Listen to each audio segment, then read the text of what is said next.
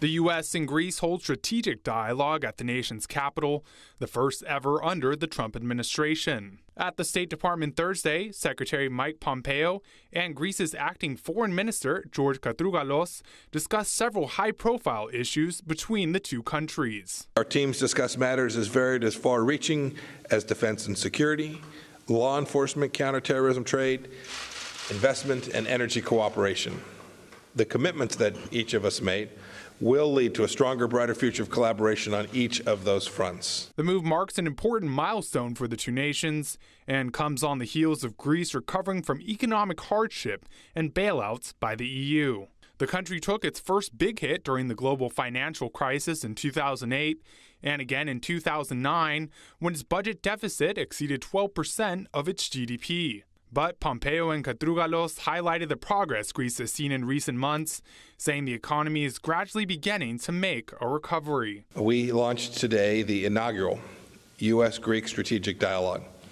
It caps a year of historic progress since Prime Minister Tsipras came to Washington and met with President Trump. Almost a year, time flies.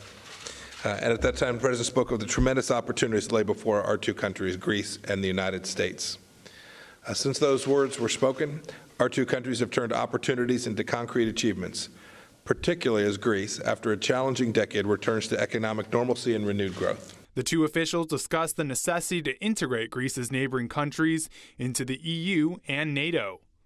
They also talked about ways to modernize Greece's military and improve energy cooperation. Pompeo then stressed the importance Greece plays as a strategic ally in the Mediterranean, most notably in regards to NATO military exercises due to the country's key geographic location. Greece has been a critical ally of the United States. Now more than ever, we are pleased to see Greece emerge once again as a leader and pillar of regional stability in the Eastern Mediterranean. Allies like Greece and Cyprus and Israel.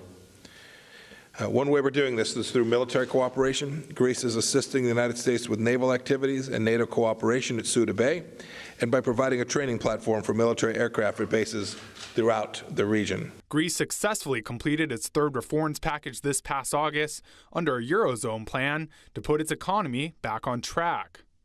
Reports suggest the country could make a steady recovery, with its GDP expected to grow by roughly 2% by the end of this year. This also comes ahead of Greece's general election next year, where 300 seats of the Hellenic Parliament will be up for grabs. The left-wing populist party, Syriza, has been headed by Prime Minister Alexis Tsipras since 2009 and won re-election in 2015. The center-right New Democracy Party, which is currently leading in polls, is currently run by Kyriakos Mitsotakis. Although a recent survey shows Mitsotakis is more favored than Tsipras, a larger majority of likely voters believe both candidates are unsuitable for the job.